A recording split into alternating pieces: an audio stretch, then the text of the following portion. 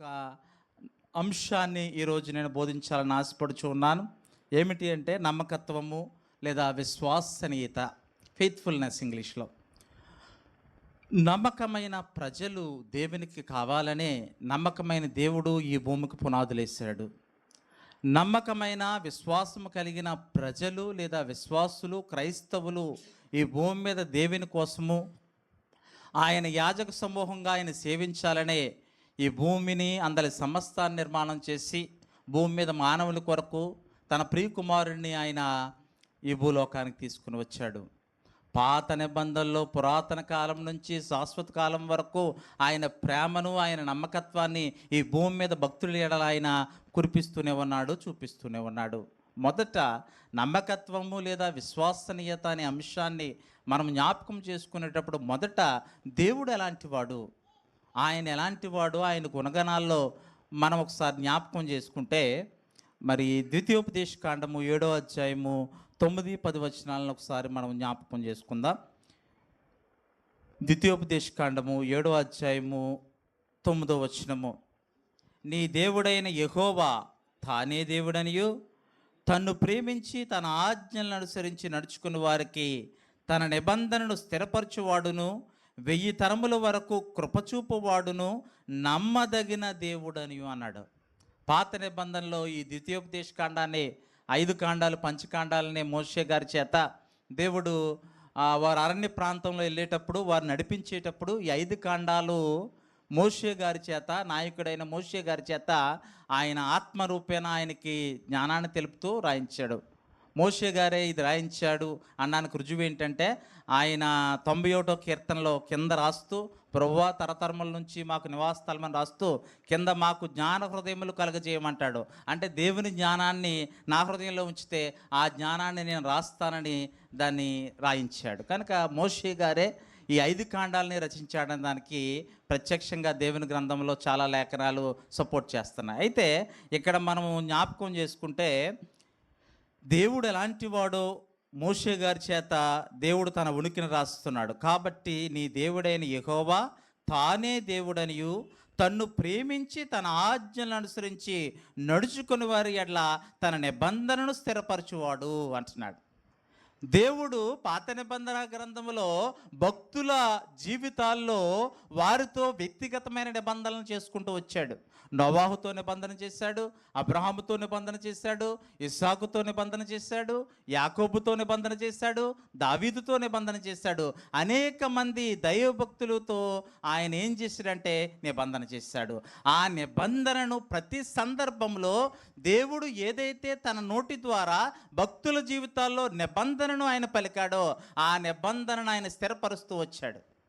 అబ్రహాము జీవితంలో 90 సంవత్సరాల ఇంచుమించుగా 100 సంవత్సరాల వృద్ధాప్యకాలంకి వచ్చినప్పుడు నీకు ఒక కుమారుడు ఇస్తాడన్నప్పుడు అబ్రహాముకు దేవుడు చేసిన వాగ్దానాన్ని ఆయన నెరవేర్చాడు.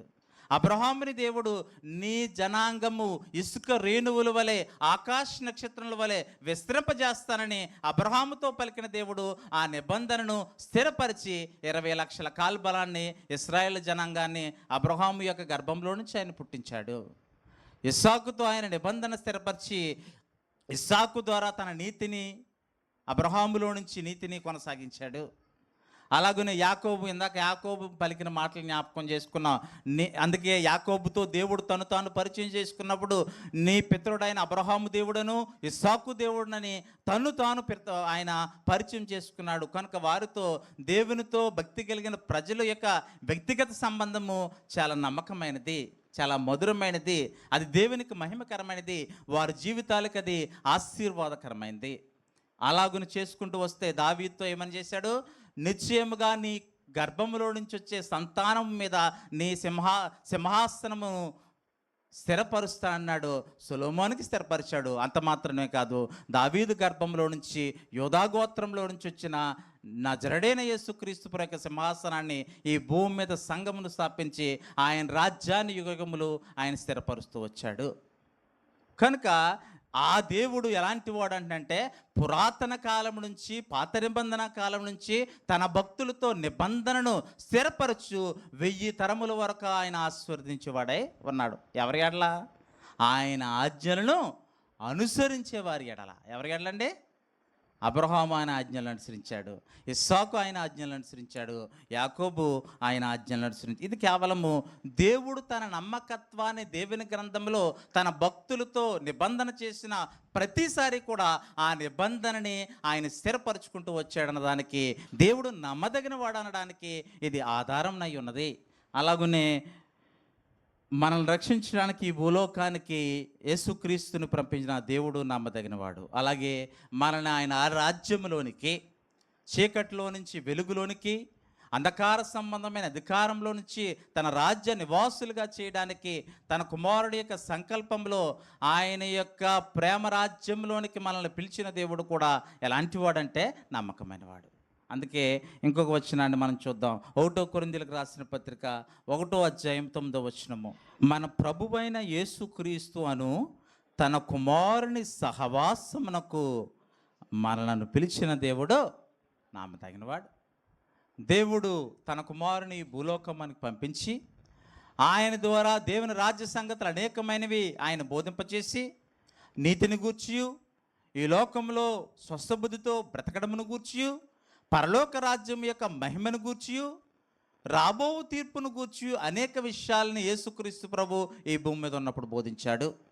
ఆయన సహవాసమునకు మనల్ని పిలిచాడు దేవుడు.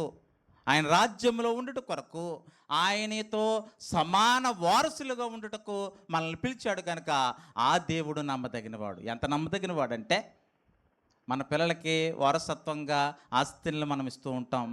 మన గృహంలో ఉన్న పిల్లలకి అందరికీ కూడా సమానమైన వారసత్వాన్ని ఇస్తూ ఉంటాం.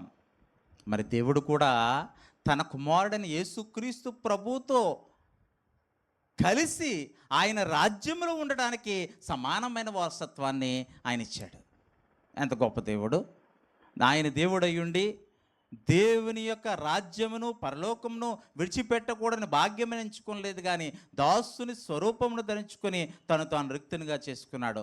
అలాంటి దేవుని కుమారుడైన, దేవునితో సమానుడైన, దేవుని యొక్క రాజ్య పరిపాలన చేస్తున్న, రేపు ప్రభు యొక్క 2వ రాకడలో ఆయన నీతి సింహాసనం మీద ప్రజలకు తీర్పు తీర్చబోచున్న ఆయన కుమారునితో సమానమైన వారసులు చేయగలిగేంత నమ్మదగినవాడు మన దేవుడు.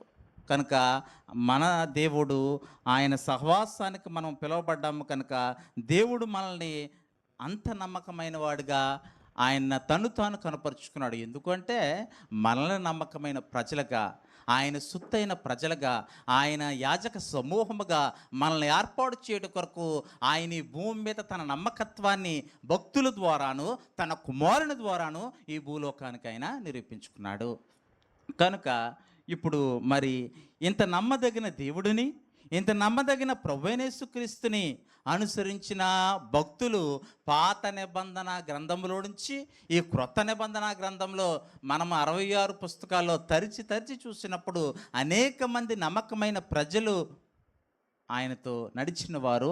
ఆయన ఎలా అయితే నమ్మకమైన వాడో దేవుడు, తన కుమారుడైన యేసుక్రీస్తు ప్రభు ఎంత నమ్మకమైన దేవుడో, అలాంటి అడుగు జాడల్లో నడిచిన వారందరూ కూడా నమ్మకమైన ప్రజలుగా దేవుని చేత వారు సాక్ష్యం పొందుకున్నారు. చాలాసార్లు మన విశ్వాసం చాలా చిన్నగా ఉంటుంది. ఎలా అంటే, ప్రజలు మనల్ని నమ్మదగిన వారిని గుర్తించాలని, లేదా ప్రజలు మనల్ని గుర్తించాలని, పొగడాలని చాలా చిన్న వాటికే మనం వేగిరి పడిపోతుంటాం ఒక్కోసారి. కానీ ప్రభువు మనల్ని నమ్మదగిన వాడిగా ఎంచాలని, దేవుడు మనల్ని నమ్మకదగిన వాడిగా ఎంచాలని, నమ్మకమైన ప్రజలుగా మనం ఉండాలని, ఆయన యొక్క రాజ్యములో నమ్మకమైన వారుగా ఉండాలని దేవుడు కోరుచున్నాడు. ఇంకా ఈ సమయంలో మనం ఒకసారి హెబ్రీయులకు రాసిన పత్రిక 3వ అధ్యాయము 2వ వచనాన్ని ఒకసారి జ్ఞాపకం చేసుకుందాం. హెబ్రీయులకు రాసిన పత్రిక 3వ అధ్యాయము 2వ వచనం. ఇల్లంతట్లో మోషే నమ్మకంగా ఉండినట్లు ఈయన కూడా తను నియమించిన వానికి నమ్మకంగా ఉండు. దేవుని ఇల్లు అంతట్లో, పాత నిబంధనలో దేవుని ఇల్లు ఏంటండి? దైవజనులు ఎవరు చెప్ప? పాత నిబంధనలో దేవుని ఇల్లు ఎవరండి? క్రొత్త నిబంధనలో దేవుని ఇల్లు ఎవరండి? అయ్యబాయ్, క్రొత్త నిబంధనలో దేవుని ఇల్లు ఎవరండి? సంఘము. పాత నిబంధనలో దేవుని ఇల్లు ఎవరు? ఇశ్రాయేలీలు. అందుకే 127 దావీదు కీర్తనలో యెహోవా ఇల్లు కట్టించిన ఇల్లా దాన్ని కట్టువారు ప్రయాసము వ్యర్థమే అన్నాడు. కనుక దేవుడు తన ప్రజలను కట్టుకున్నాడు. భక్తులైన జీవితాలని, భక్తిపరుల యొక్క జీవితాలని వారు దేవునికి నమ్మకంగా జీవించడం ద్వారా వారి నమ్మకత్వమైన జీవితంలో నుంచి ఇశ్రాయేలీయుల యొక్క ప్రజలను దేవుడు కట్టుకుంటూ వచ్చాడు అబ్రహాముకి ఇచ్చిన వాగ్దానం ద్వారా. కనుక ఇక్కడ మోషేను గురించి జ్ఞాపకం చేసుకుంటే, మోషేను గురించి ఏమని బోధిస్తున్నాడంటే, ఆయన ఎలాంటి వాడంటే దేవుని ఇల్లంతట్లో నమ్మకమైన వాడు. మోషే ఎక్కడ? ప్రతి సందర్భంలో ఐగుప్తు దేశంలో ఫరో ఎదుట 10 రకాల అద్భుత కార్యాలు చేశాడు. అది దేవుని యొక్క ప్రార్థన చేయడం ద్వారా, దేవుడు సూచించడం ద్వారా చేశాడు. కానీ ఎక్కడ మోషే తన స్వకీయ మహిమను వెతకలేదు.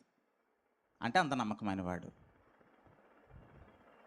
అంటే ఇశ్రాయేల్ నడిపించడంలో ప్రతి సందర్భంలో మోషే ఇశ్రాయేల్ని నడిపించేటప్పుడు అనేక శ్రమలు వచ్చినప్పుడు, వారికి ఆహారం లేనప్పుడు, వారికి నీళ్లు లేనప్పుడు, వారికి ఎండ తగిలినప్పుడు, లేకపోతే వారికి రాత్రికాలంలో వెలుగు కావలసి వచ్చినప్పుడు, ప్రతి సందర్భంలో దేవుణ్ణి ఆశ్రయించి దేవుని ద్వారా వారికి సహాయము పొందేలా చేశాడు. కానీ ఎక్కడా నేను చేశానని కానీ, ఇది నా ఇల్లు అని కానీ ఎక్కడ మోషే మాట్లాడలేదు. అందుకే దేవుని ఇంటిగానే మోషే నమ్మకంగా నడిపించాడు. అందుకే దేవుడే అంటున్నాడు, అపోస్తలుడైన పౌలు అంటున్నాడు, దేవుని ఇల్లంతట్లో మోషే లాంటి వాడంటే నమ్మకమైన వాడు. కనుక రెండవదిగా మోషే తర్వాత మనం చూస్తే అబ్రహాము నమ్మకమైన వాడు. నెహెమ్యా గ్రంథము 9వ అధ్యాయము 7వ వచనం. దేవా యెహోవా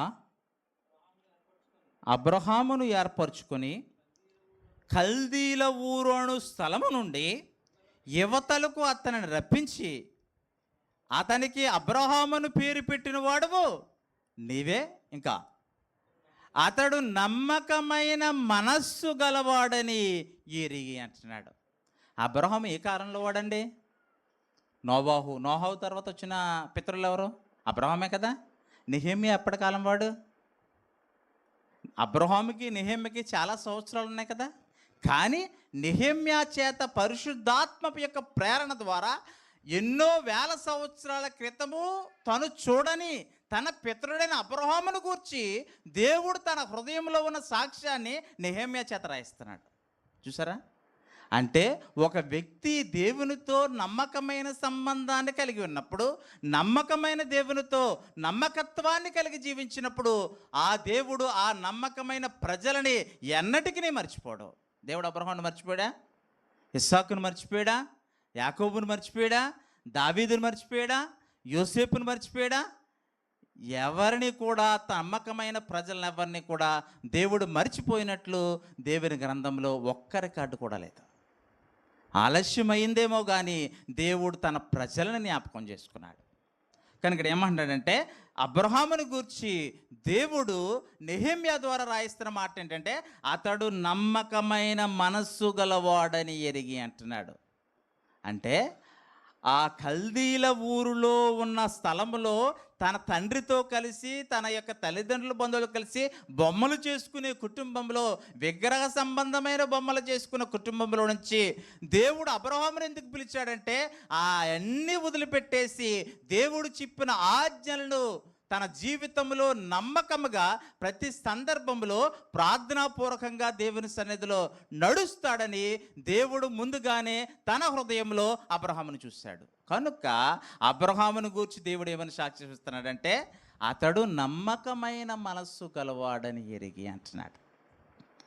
మన గురించి దేవుడు ఒకవేళ సంఘంలో ఉంటున్న మనము, కుటుంబంలో ఉంటున్న మనము, సమాజంలో ఉంటున్న మనము, పని చేస్తున్న మనము, మన యజమానుని యొక్క హృదయంలో మనం నమ్మకమైన వారముగా ఆయన అనుకుంటున్నాడా? కుటుంబంలో మన భార్య మనల్ని నమ్మకమైన భర్త అనుకుంటుందా? మన భర్త తన భార్యలను నమ్మకమైనది అనుకుంటున్నాడా? తన పిల్లలు తల్లిదండ్రులు నమ్మకమైన వారిగా ఉన్నారా? ఇవన్నీ జ్ఞాపకం చేస్తే ఇక్కడ మనందరము ఈ భూమి మీద మన తల్లిదండ్రులకి నమ్మకమైన వారిగా ఉండాలి, మనం పనిచేస్తున్న యజమానులకు నమ్మకమైన వారుగా ఉండాలి, మరి ఎక్కువగా మన యజమానుడైన యేసుక్రీస్తునకును మన తండ్రి అయిన దేవునికి నమ్మకమైన వారిగా ఉండాలి. అబీమెలెకు రాజు దగ్గరికి అబ్రహాము వెళ్ళినప్పుడు అబ్రహాముకి కావలసినంత ఇస్తానంటే అబ్రహాం తీసుకున్నాడండి? చెప్పాలి, తీసుకున్నాడా? యెహోవా జీవము తోడు ఒక్క నూలు పోగైన నేను తీసుకోను, నన్ను ఆశీర్వదిస్తే ఎవరు ఆశీర్వదించాలన్నాడా? అది అబ్రహాములో దేవుడు చూసింది. అబ్రహాము మనుషుల దగ్గర నుంచి వచ్చే దేన్ని కూడా ఆశించలేదు, కేవలము దేవుని దగ్గర నుంచి వచ్చే దాని మీద విశ్వాసముతో కనిపెట్టాడు. అందుకే పితరులందరూ కూడా వారి భక్తి జీవితాల్ని వారి భూమి మీద జీవించి ఆ బాటల్ని దేవుని మార్గాల్లో వేసుకుంటూ వెళ్ళిపోయారు. ఎంత గొప్ప సంగతి అంటే, యేసుక్రీస్తుని గూర్చి వారికి తెలిగిపోయినప్పటికీ కూడా వారి హృదయంలో దూరం నుంచి యేసుక్రీస్తుని చూచి వారు వందనాలు చేసి వెళ్ళిపోయారు. కానీ ఈరోజు సంఘమును స్థాపించి ఆయన రాజ్యమును స్థాపించి మన కొరకు ప్రాణం పెట్టిన యేసుక్రీస్తును గూర్చిన వర్తమానము అనేకమైన పత్రికల్లో ఉన్నప్పటికీ కూడా మన విశ్వాస విషయంలో ఇంకా వెనుకబడుతూనే ఉంటాం. ఆనాడు ఇశ్రాయేలుల కన్నుల ఎదుట యేసుక్రీస్తు యొక్క బోధలు, యేసుక్రీస్తు యొక్క త్యాగము, యేసుక్రీస్తు యొక్క శిలువ మరణము, యేసుక్రీస్తు యొక్క మరణ పునరుత్థానము వారి ఎదుట జరిగినప్పుడు కూడా అనేకులు వారిలో విశ్వాసముతో ఉండలేకపోయిరే. కనుక నమ్మదగిన దేవుని దగ్గరికి వస్తున్న మనము, నమ్మకమైన దేవుని సహవాసానికి వస్తున్న మనము, మన దేవుని ఎదుట మనము నమ్మకమైన ప్రజలుగా జీవిస్తున్నామా? దేవుడు మన నుంచి కోరుకునేది ఏంటంటే, ఆయన నమ్మదగిన వాడు కనుక మనము దేవునికి నమ్మదగిన వారమా? కనుక దీన్ని దేవుడు చూస్తూ ఉన్నాడు. తర్వాత మూడవదిగా, దేవుని దగ్గర మనము ఆయన సన్నిధిలో ఉన్న మనము ఆయనకి మనల్ని మనము సమర్పించుకునే ఎడల ఆయన మనము నమ్మదగిన వారము కాకపోయినప్పటికీ కూడా మనల్ని ఆయన ఏం చేస్తాడంటే నమ్మకమైన వారిగా ఎంచుతాడు. ఎప్పుడు? పరిపూర్ణముగా ఆయనకి మనల్ని మనము సమర్పించుకునే ఎడల ఏం చేస్తారంటే సమర్పించుకునే ఎడల. అపోస్తలుడైన పౌలు ఆ విధంగా సమర్పించుకున్నాడు. 1 తిమోతిలకు రాసిన పత్రిక 1వ అధ్యాయము 12వ వచనము. 1 తిమోతిలకు రాసిన పత్రిక 1వ అధ్యాయం 12వ వచనము. పూర్వము దూషకుడను హింసకుడను హానికరుడనైన నన్ను తన పరిచర్యకు నియమించి నమ్మకమైన వానిగా ఎంచినందుకు. పూర్వం మనం ఎలాంటి వాళ్ళం అంటే అనుజనులము, దేవుని ఎరగని ప్రజలము, దేవుడంటే తెలియని ప్రజలము, దేవుని చేత ఎరుగని వారమును, దేవునికి వ్యతిరేకంగా అనేక పర్యాయములు మన జీవితంలో పాపము చేసిన వారము, దేవునికి దూరస్తులమైన మనల్ని వాటన్నిటినీ విడిచిపెట్టినందుకు, ప్రభువైన యేసుక్రీస్తు యొక్క రక్తములో మన పాపములు కడుగునందుకు మనల్ని ఏం చేశాడంటే ఆయన నమ్మకమైన వానిగా ఎంచాడట. ఏం చేశాడండి? నమ్మకమైన వానిగా ఎంచాడట. కనుక ఆ నమ్మకమైన వానిగా ఎంచిన ఆ నమ్మకత్వానికి మనం కట్టుబడి ఉంటున్నామా ఈ భూమి మీద మనము దేవుని పిల్లలుగా జీవించినప్పుడు? కనుక పాత నిబంధన నుంచి క్రొత్త నిబంధనకు చూస్తే చాలామంది ఉన్నారు. చాలామంది పాత నిబంధనలో అబ్రహాము, ఇస్సాకు, యాకోబు, యోసేపు, నెహెమ్యా, ఎజ్రా, దానియేలు, ఇలా పాత నిబంధన అనేక మంది సునేమిరైన గనురాలు. చివరికి హెబ్రీ పత్రికలో రాశాడు, రాహాబు కూడా దేవుని దాసులు వేగువారు ఆ ఐగుప్తు దేశానికి వచ్చినప్పుడు వారిని చేర్చుకొని దేవునికి నమ్మకస్తురాలైంది. అందుకే ఆమె పేరుని హెబ్రీ పత్రికలో విశ్వాస వీరుల జాబితాల్లో ఆయన పెట్టాడు. అంటే ఆమె నమ్మకస్తురాలు. కనుక ఈనాడు మనము నమ్మకమైన ప్రజలుగా ఉంటున్నామా అనే విషయాన్ని దేవుడు మనల్ని ఆయన వాక్యం ద్వారా మన హృదయాల్ని ఆయన పరీక్షిస్తాడు. ఆయన వాక్యం ద్వారా మన హృదయాల్లో విశ్వాసము ఉందో లేదో, మనం నమ్మకమైన వారమో లేదో మనల్ని మనమే పరీక్షించుకునేలాగా దేవుని వాక్యాన్ని మన హృదయాల్లోనికి ఆయన ప్రవేశపెడుతూ ఉంటాడు. కనుక ఇంకేమంటున్నాడంటే, కొలస్సీలకు రాసిన పత్రిక 1వ అధ్యాయము 7వ వచనానికి వెళ్దాం. కొలస్సీలకు రాసిన పత్రిక 1వ అధ్యాయము 7వ వచనము. ఎపఫ్రా అను మా ప్రియుడైన తోటి దాసుని వలన మీరు ఈ సంగతులు నేర్చుకుంటారే. అతడు మా విషయంలో నమ్మకమైన క్రీస్తు పరిచారకుడు, అతడు ఆత్మయందలి మీ ప్రేమను మాకు తెలిపినవాడు అంటున్నాడు. అపోస్తలుడైన పౌలుతో చాలామంది పరిచయం చేశారండి. అపోస్తలుడైన పౌలుకున్న నిస్వార్థమైన సేవా పరిచర్య ఏంటంటే తాను దమస్కు మార్గంలో పట్టబడిన తర్వాత, ప్రభువైన యేసుక్రీస్తు చేత ఆయన పట్టబడిన తర్వాత, ఆ ప్రభువైన యేసుక్రీస్తునకు నమ్మకమైన పరిచారము చేయుట కొరకు ప్రపంచవ్యాప్తంగా 3 పర్యటనలు ఆయన చేయడమే కాకుండా, సంఘములను స్థాపించడమే కాకుండా, సంఘముల కొరకు ఆయన తన శ్రమానుభవం కలిగిన వాడే కాకుండా, సంఘములు క్షమాభివృద్ధి కలిగినట్లు ఆయన బోధించడమే కాకుండా, ప్రభు యొక్క రెండవ రాకడ కొరకు వాటిని సిద్ధము చేయడమే కాకుండా, తన తర్వాత నమ్మకమైన సామర్థ్యము గల వారిని తయారు చేయడం కొరకు అపోస్తలుడైన పౌలు తన జీవితకాలంలో నిస్వార్థమైన సేవా పరిచర్య చేశాడు. అందులో తిమోతి ఉన్నాడు, తీతు ఉన్నాడు, అలాగే ఎపఫ్రా ఉన్నాడు, ఎపఫ్రోదీతు ఉన్నాడు, ఫిలోమోను ఉన్నాడు, చాలామంది ఉన్నారు. వీరందరూ అపోస్తలుడైన పౌలు తర్వాత ఆ సువార్త భారాన్ని తమ భుజముల మీద వేసుకొని వారు ఎంత సుదీర్ఘమైన పరిచర్య చేస్తుంటారో తన ముందు. అందుకే మోషే తర్వాత యెహోషువ నాయకుడిగా వచ్చినప్పుడు యెహోషువతో దేవుడు ఏమంటాడంటే, నీవు ధర్మశాస్త్రమును చదువుట ఎందును, ధ్యానించుట ఎందును, బోధించుట ఎందును తప్పిపోకూడదు. మోషే తర్వాత నాయకత్వము యెహోషువకే ఎందుకు వచ్చిందంటే, మోషే తన పితరుడైన మోషే దైవజనుడు అయి ఉన్నప్పుడు, నాయకుడై ఉన్నప్పుడు, ఆ నాయకుడు చెప్తున్న ధర్మశాస్త్రంలో గ్రంథాలన్నింటినీ కూడా మోషే దగ్గరుండి వాటిని పాటించాడు కాబట్టి యెహోషువ భుజాల మీదకి అది వచ్చింది. అపోస్తలుడైన పౌలు కూడా నమ్మకమైన పరిచర్య చేసినప్పుడు అందుకే ఆయన ఎక్కడికి వెళ్ళినా అనేక మంది సహోదరులను యవనస్తులను ఎందుకు తీసుకెళ్ళారంటే, ఆయన బోధించే క్రమమును చూస్తారని, సంఘంలోని పరిస్థితులను చూస్తారని, ప్రతి సందర్భంలోనూ నేను ఎలాగూ బోధిస్తున్నానో, నేను ఎలాగూ సువార్తను భారంగా ప్రకటిస్తున్నానో, నేను ఎలాగూ శ్రమపడుచున్నానో, నేను ఎలాగున నా ప్రభువైన యేసుక్రీస్తు యొక్క సువార్తను తొదముట్టిస్తున్నానో మీరు తెలుసుకున్నటకు ఆయన కూడా యవనస్తులు చాలామంది వెళ్ళారు. వారందరిని తయారు చేశాడు అపోస్తలుడైన పౌలు. అందుకే విలాప వాక్యం అంటే, యవ్వన కాలమున యెహోవా కాడి మోయిట నరునికి మన భుజాలను ఇవ్వాలి. యవ్వన కాలంలో దేవుని యొక్క పరిచర్యను మోయడానికి మన భుజాలని ఇస్తే మన జీవితకాలం అంతా ధన్యమైంది. మన వృద్ధాప్యకాలం ఏంటి, మనం ఏ సందర్భంలో ఉన్నప్పటికీ కూడా, అది శ్రమకాలమైన, సంతోషకరమైన, దుఃఖకరమైన, శోధన కాలమైన, వృద్ధాప్యకాలమైన, ఏ కాలమైనప్పటికీ కూడా ఆయన మనల్ని భద్రపరచగలిగిన వాడు. ఆయన మన ఆత్మల్ని స్థిరపరిచి బలపరచగలిగిన వాడు. కనుక మనం యవ్వన కాలం నుంచి కూడా ఆయన పరిచర్యలో మనం పాలు పొందుకోవాలి.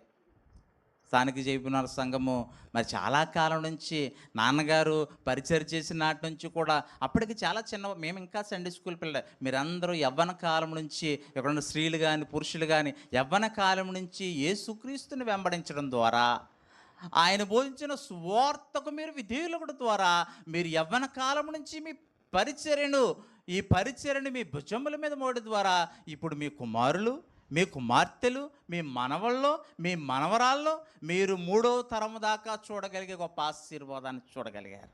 అందుకే ఆయన ఆజ్ఞలను గైకుని వారికి నిబంధన స్థిరపరచువాడును, 1000 తరముల వరకు ఆయన ఆశీర్వదించే దేవుడు. ఆయన విడనాడేవాడు కాదు, ఎడబాసేవాడు కాదు. కనుక ఎపఫ్రా ఎలాంటి వాడంటే, నమ్మకమైన క్రీస్తు పరిచారకుడు. మా స్థానిక సంఘంలో యవనస్తుల్ని నేను అనుకుంటూ ఉంటాను, ఇక్కడ ఒకసారి చెప్తే మన యవనస్తులు పరిచయం చేస్తారు. వాళ్ళకి 10 సార్లు ఫోన్ చేస్తే కానీ, 10 సార్లు లాగితే కానీ మా యవనస్తులు రారు. అప్పుడు అనిపిస్తూ ఉంటుంది నాకు, అప్పుడప్పుడు బాను, పండు, లేకపోతే ఇంకా రాంకి, ఇలాంటి యవనస్తులు చాలామంది గుర్తొచ్చినప్పుడు, ఇలాంటి యవనస్తులు మన స్థానంలో ఉంటే నేను ఇంకా పరిగెట్టించేద్దని సేవా పరిచయం అనిపిస్తూ ఉంటుంది నాకు. చాలాసార్లు వీళ్ళు గుర్తొస్తుంటారు. కానీ ఇప్పుడైనా పర్లేదు, వారిని తయారు చేయాలి. మనకు దొరికినప్పుడు వజ్రాలేమీ దొరకవండి. యేసుక్రీస్తు ప్రభు ఎక్కడికి వెళ్ళేవాడండి? ఉదయం లేచిన వెంటనే ఆయన గెత్సేమనే వనంలో ప్రార్థన చేసిన తర్వాత, ఆయన ప్రార్థన చేసుకుని బయటకు వచ్చి సమరయ, గలతీయ, కప్పదొక్య ఈ పట్టణాలకు వెళ్ళిపోస్తూ ఆయన ఎక్కడికి? నశించిన దాన్ని వెదక రక్షించుటకు మనుష్య కుమారుడు ఈ లోకానికి వచ్చాడు. ఆయన సమరయ స్త్రీతో మాట్లాడాడు ఎండవేళ. ఆయన సిమోని ఇంటి దగ్గర పాపాత్ములైన స్త్రీతో ఆయన మాట్లాడి ఆమె జీవితాన్ని మార్చి జక్కయ్య ఇంటికి వెళ్ళాడు. వీళ్ళందరూ ఎవరు? వారి జీవితాల్ని మార్చాడు యేసుక్రీస్తు ప్రభు భూమి మీద కాలంలో. పౌలు సముద్ర ప్రయాణాలు, లేకపోతే అనేక రకమైన విపత్కరమైన పరిస్థితులు, అనేకమైన విగ్రహారాధికుల మధ్యన, అనేక మంది అనుజనుల మధ్య, అనేక మంది యువతామత బోధకుల మధ్యన తన నమ్మిన సువార్త అందుకే అన్నాడు, నాకు ఏవేవి లాభసాధకములై ఉన్నాయో వాటన్నిటినీ నా ప్రభువైన యేసుక్రీస్తు యొక్క శ్రేష్టమైన జ్ఞానం నిమిత్తము సమస్తమును పెంటగాయించుకున్నాను అన్నాడు. అపోస్తలుడైన పౌలు అందుకే అన్నాడు, నేను మంచి పోరాటం పోరాడి తిని నా పరుగు తుదముట్టించి తిని విశ్వాసమును కాపాడుకుంటుని ఇక మీదట జీవకిరీటమును సంపాదించుకోవడానికి సిద్ధంగా ఉన్నాను. నాకే కాదు, తన ప్రత్యక్షతను అపేక్షించి వారందరి కొరకు జీవకిరీటం సిద్ధపడి ఉంది. ఈ భూమి మీద ఎవరైతే నమ్మకమైన క్రైస్తవులుగా, నమ్మకమైన దేవుని పిల్లలుగా జీవించడానికి, దేవుని ఆజ్ఞల్లో వారి జీవితాల్ని జీవించడానికి ఇష్టపడతారో వారు దేవుని చేత నమ్మకమైన వారని ఎంచబడుతూ ఉంటారు. అలాగునే 1 తిమోతిలకు రాసిన పత్రిక 3వ అధ్యాయం 11వ వచనము. 1 తిమోతిలకు రాసిన పత్రిక, నా పాఠాన్ని త్వరగానే ముగిస్తాను, మరి తర్వాత సువార్తికులు రత్నకుమార్ గారు మాట్లాడతారు. సో 1 తిమోతిలకు రాసిన పత్రిక 3వ అధ్యాయం 11వ వచనానికి వెళ్దాం. అటువలే పరిచర్య చేయు స్త్రీలు మాన్యులై, కొండెములు చెప్పని వారును, మితానుభావం వరను, అన్ని విషయములలో నమ్మకమైన వారునై ఉండాలి. స్త్రీలు చాలా జాగ్రత్తగా, మీలో తల్లులు ఉంటారు, మీలో కోడళ్ళు ఉంటారు, మీలో కుమార్తెలు ఉంటారు, మీలో మనవరాళ్ళు ఉంటారు. స్త్రీలందరూ కూడా ఎలాంటి వాళ్ళై ఉండాలంటే నమ్మకమైన పరిచర్య చేయువారై ఉండాలి అంటున్నారు. స్త్రీలందరూ చాలా శ్రమపడి పరిచర్య చేస్తారు అన్ని సంఘాల్లో, క్రీస్తు సంఘాల్లో. కానీ మిమ్మల్ని దేవుడు పరిచర్యతో పాటు ఏమి కోరుకుంటున్నాడంటే మీ నుంచి నమ్మకమైన దేవుడు నమ్మకత్వాన్ని కోరుకుంటూ ఉంటాడు. చాలామంది, నేను అప్పుడప్పుడు మా స్థానిక సంఘంలో వారు వాక్యం బోధించడానికి వెళ్ళినప్పుడు, వాళ్ళ ఇంటి దగ్గర భోజనం పెట్టినప్పుడు వాళ్ళు చక్కటి పరిచర్య చేస్తారు, ఆహారం పెడతారు, అన్నీ బాగుంటాయి. కానీ చిన్నది ఏంటంటే ఆ సంఘంలోనే పక్క వాళ్ళ గురించి నేను భోజనం చేసేటప్పుడు చెప్తూ ఉంటారు చాలామంది. నేను ఒకటే అంటాను, అమ్మ ప్రార్థన చేద్దాం వాళ్ళ గురించి అంటారు, కానీ వాళ్ళకి బోధ ఎక్కడ చేస్తానంటే సంఘంలో చేస్తాను. కనుక స్త్రీలు ఎలాంటి వారై ఉండాలంటే కొండెములు చెప్పని వారు, మాన్యులు అంటే తమ్మును తాము తగ్గించుకునేవారు. అందుకే సంఘంలో ఉన్న వాళ్ళందరూ అంటే ఘనత విషయంలో ఒకరికంటే ఒకడు యోగ్యునిగా ఉండాలట. అంటే ప్రియమణి గారు గొప్పడు అంటే విజయకుమార్ గారు గొప్ప అంటారు, రత్నకుమార్ గారు గొప్పడు అంటే ఒనేసిమ్ గారు గొప్ప అంటారు, జాన్ గారు గొప్పవారు అంటే పల్లపరాజు గారు గొప్పవాడు అనాలి. అంటే ఒకరినొకరు మనం ఏం చేయాలంటే ఒకరికంటే ఒకరు ఏం చేయాలంటే గొప్పవారిగా ఎంచుకోవాలి. అలా కదండి నేనే గొప్పవాడినంటే యేసుక్రీస్తు ప్రభు యేసుక్రీస్తు ప్రభు పరిచయం చేసినప్పుడు వాళ్ళందరూ ఆ పస్కా విందు కూర్చున్నప్పుడు వాళ్ళు అనుకుంటున్నారంట, నన్ను ఎక్కువ యేసుప్రభు ఇష్టపడతాడే, నన్ను ఎక్కువ యేసుప్రభు పొగుడతాడే, నన్ను యేసుప్రభు ఎక్కువ జ్ఞాపకం చేసుకుంటా అనుకుంటున్నారట. వాళ్ళ హృదయ రహస్యాలను ఎరిగిన దేవుడు మీలో గొప్పవాడైన వాడు అందరికీ పరిచయం చేయవాడై ఉండాలని ఆయన పల్లెంలో నీళ్ళు వేసుకుని టవలు పట్టుకుని అందరి కాళ్ళు కడిగా. ఎందుకు అడిగాడు అంటారు యేసుక్రీస్తు ప్రభు అంటే మనలో గొప్పవాడిగా ఉండాలి, ప్రజలలో గొప్ప పేరు పొందాలంటే నువ్వు ముందు అందరి కాళ్ళ దగ్గరికి వెళ్ళి సత్క్రియలు చేయాలని అర్థం.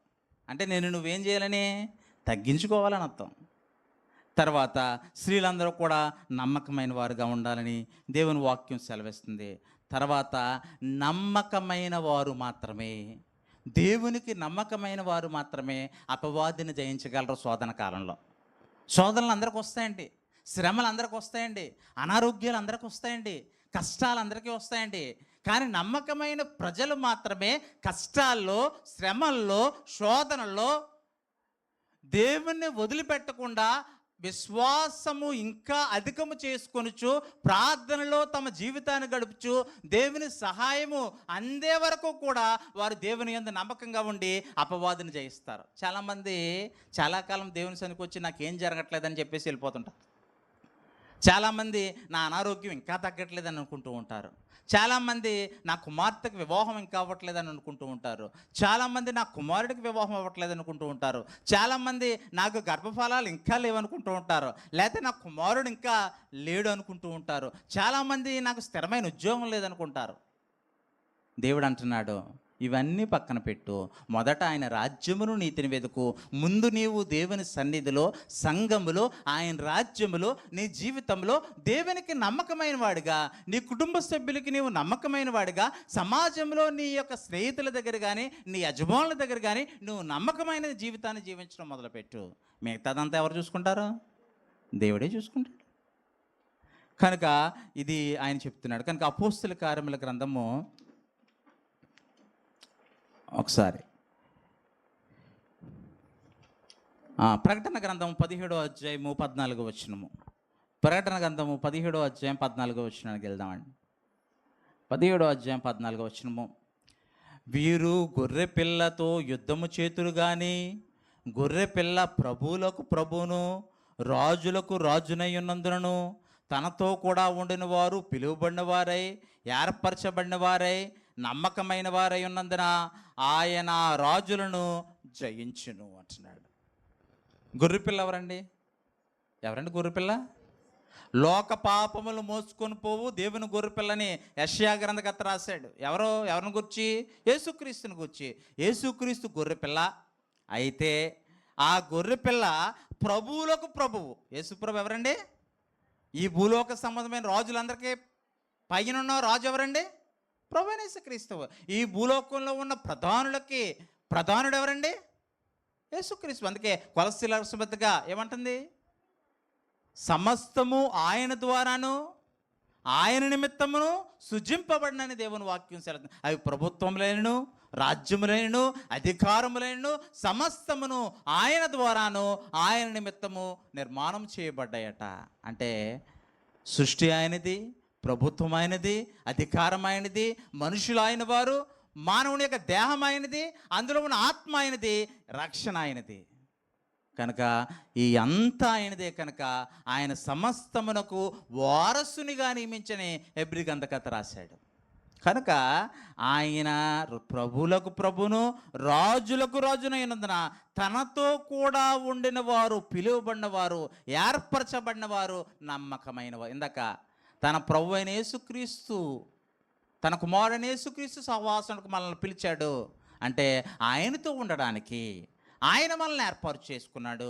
యేసుక్రీస్తు సహవాసం చేయడానికి ఆయన మనల్ని పిలుచుకున్నాడు. కనుక ఆ పిలుచుకున్న వారు నమ్మకమైన వారందున భూలోక సంబంధమైన రాజులందరినీ జయిస్తారు. అంటే రాజులంటే భౌతిక సంబంధమైన రాజులు కాదు, మనల్ని లోకంలోనికి తీసుకుని వెళ్ళిపోతున్న అపవాదిని, మన పాపంలోనికి తీసుకెళ్ళిపోతున్న అపవాదిని, మనల్ని శోధనలోకి తీసుకుని వెళ్ళిపోతున్న అపవాదిని, మనల్ని సంకటంలోకి తీసుకువెళ్ళిపోతున్న అపవాదిని ఎవరు జయిస్తారంటే నమ్మకమైన వారు.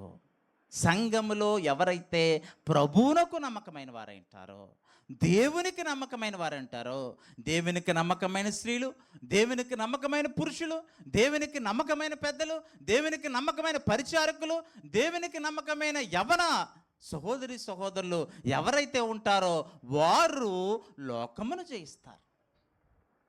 కనుక నమ్మకమైన జీవితం ద్వారా మనము లోకాన్ని జయించగలము.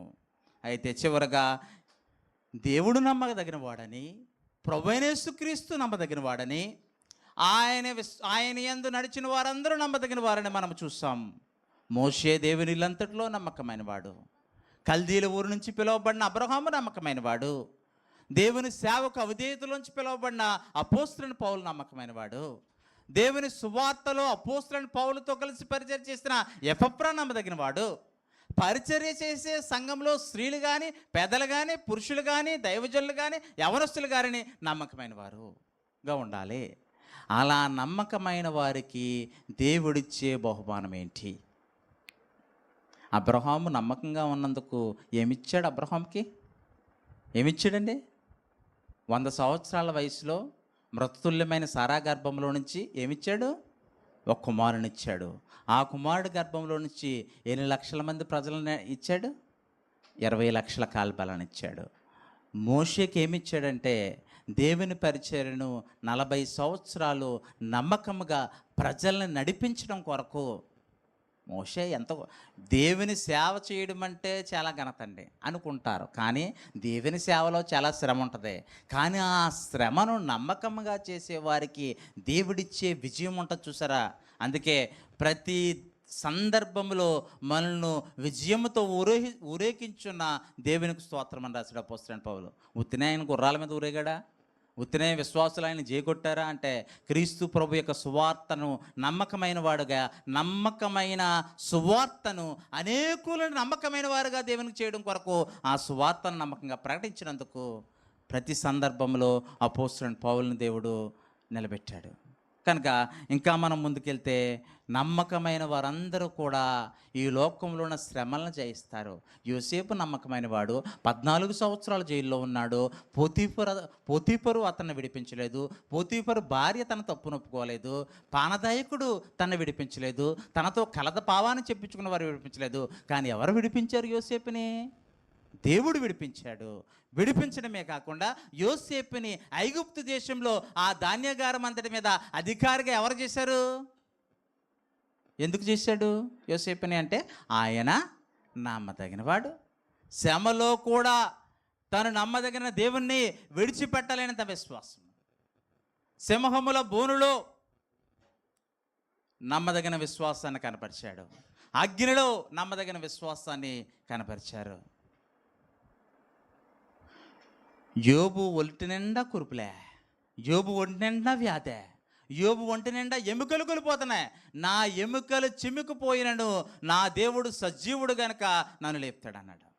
కనుక తన విశ్వాసాన్ని బట్టి తన అనారోగ్యము తన దేహాన్ని ఏమైనా చేయగలిగిందా? ఒకవేళ కొద్ది దినాలు, కొద్ది నెలలు, ఒకవేళ కొద్ది సంవత్సరాలు తన శరీరాన్ని కృషించేలాగా చేసి ఉండొచ్చు అపవాది. కానీ తన శరీరాన్ని మరలా తేజోమయంగా, తన ఆత్మను మరలా బలమైన దానిగా దేవుని సముఖంలో ఉండే విధంగా ఎవరు చేశారంటే, నమ్మకమైన విశ్వాసాన్ని, నమ్మకమైన జీవితాన్ని యోబును కనపరిచినందుకు దేవుడు అతను నమ్మకంగా దీవించాడు. అందుకే సామెతల గ్రంథంలో నమ్మకమైన వానికి దీవెనలు మెండుగా, ఎవరికి దీవెనలు మెండుగా వస్తాయంటండి? ఎవరిని దేవుడు ఎక్కువ దీవిస్తాడండి? నమ్మకమైన స్త్రీల్ని, నమ్మకమైన యవనస్తుల్ని, నమ్మకమైన పెద్దల్ని, నమ్మకమైన పరిచారకుల్ని, నమ్మకమైన దైవజనుల్ని దేవుడు దీవిస్తాడు. ఎందుకంటే నమ్మకంగా వారు పరిచర్య చేస్తున్నారు కాబట్టి. ఈ భౌతిక సంబంధంగా దీవించబడినప్పటికీ కూడా కంటికి కనిపించే వాటిని ప్రేమించకుండా, కంటికి కనిపించని ప్రభువైన యేసుక్రీస్తునందు, కంటికి కనిపించని నమ్మదగిన దేవుని యందు, ఆయన ఆత్మ యందు విశ్వాసం ఉంచిన వారికి కంటికి కనిపించిన సుందరమైన జీవ కిరీటాన్ని ఆయన ప్రభు యొక్క 2వ రాకడలో ఇవ్వబోతూ ఉన్నాడు. ప్రకటన గ్రంథము 2వ అధ్యాయము 10వ వచనము. ప్రకటన గ్రంథము 2వ అధ్యాయము 10వ వచనానికి వెళ్దాం. ఇదిగో మీరు శోధింపబడినట్లు అపవాది మీలో కొందరిని చెరలో వేయింపబోచున్నాడు. 10 దినములు శ్రమ కలుగును. మరణం వరకు నమ్మకంగా ఉండుము, నేను నీకు జీవ కిరీటము ఇస్తాను. అపవాది చెరలో వేయించిపోచున్నాడు. ఈ పత్రికని యోహాన్ గారు ఎక్కడి నుంచి రాస్తున్నారండి? పత్మోస్ ద్వీపంలో ఉన్న చెరలోంచి రాస్తున్నాడు. చెరలోంచి రాస్తూ దేవుని ఆత్మ చేత ప్రేరేపించబడివాడే ఆయన్ని సేవించే వారిని ఎందులో వేయిస్తాడట? అపవాది చెరలో వేయిస్తాడు, శ్రమల్లో ఉంచుతాడు. 10 దినముల వరకు శ్రమ కలుగును. మీరు ప్రకటన గ్రంథంలో 7 సంఘాలు, 7 దీపస్తంభాలు, 7 ఆత్మలు, అలాగే 7 చాలా ప్రాముఖ్యమైనది. నయమాను కుష్ఠరోగం పోగొట్టడానికి ఎన్నిసార్లు ములిగాడండి? చెప్పండి, ఎన్నిసార్లు ములిగాడు? 7 సార్లు. తర్వాత ఎరుకో పట్టణం చుట్టూ యెహోషువ అనే దేవుడు ఎన్నిసార్లు తిరగమన్నాడు? 6వసారి తిరిగాడు. 7వసారి తిరిగిన తర్వాత గోడ 7 అనేది బైబిల్ గ్రంథంలో సంపూర్ణత చిహ్నం. ఇక్కడ 10 కూడా సంపూర్ణత. అంటే జీవిత కాలంలో ఎన్ని సందర్భాల్లో సంతోషంగా ఉన్నా, ఎన్ని సందర్భాల్లో ఆనందంగా ఉంటాం, అనేక సందర్భాల్లో కూడా శ్రమ, దుఃఖము, అనారోగ్యము, కష్టాలు వచ్చినప్పుడు కూడా ఎవరు నమ్మకముగా ఉంటారో వారికి అంత్య దినాన్న ఏమివ్వబోతున్నాడంటే, ప్రభువైన యేసుక్రీస్తు తన నీతి కిరీటాన్ని ధరింపజేసి ఆయన్ని బలా నమ్మకమైన మంచి దాసుడా, నీవు కొంచెంలో నమ్మకంగా ఉంటావు కనుక నా తండ్రి చేత ఆశ్రయించబడిన వారులారా, ఇదిగో మీ కొరకు ఏర్పాటు చేయబడిన కుడివైపున ఉన్న ఆ గొర్రెలు ఉన్న ఆ రాజ్యంలోనికి మీరు ప్రవేశించిందని నమ్మకమైన వానికి దేవుడు జీవ కిరీటాన్ని ఇవ్వబోతూ ఉన్నాడు. అలాగే చివరిగా ఒక వచనాన్ని చదువుకుని మనం ముగించుకుందాం. సో మత్తయి సువార్త 25వ అధ్యాయము 21వ వచనాన్ని మనం ఒకసారి ధ్యానిద్దాం. మత్తయి సువార్త 25వ అధ్యాయము 21వ వచనము. అతని యజమానుడు బలా నమ్మకమైన మంచి దోస్తుడా, ఈ కొంచెములో నమ్మకముగా ఉంటివి, నీకు అనేకమైన వాటి మీద నియమించదను, నీ యజమానుని సంతోషంలో పాలు పొందువని అతనితో చెప్పాను. పరలోకంలో దుఃఖం ఉంటుందండి, శ్రమ ఉంటుందండి, ఆకలి ఉంటుందండి, వ్యాధులు ఉంటుందండి, రోగం ఉంటుందండి. ఇవన్నీ ఈ భూలోకం మీదే. ఈ భూలోకం శాశ్వతమైనది కాదు.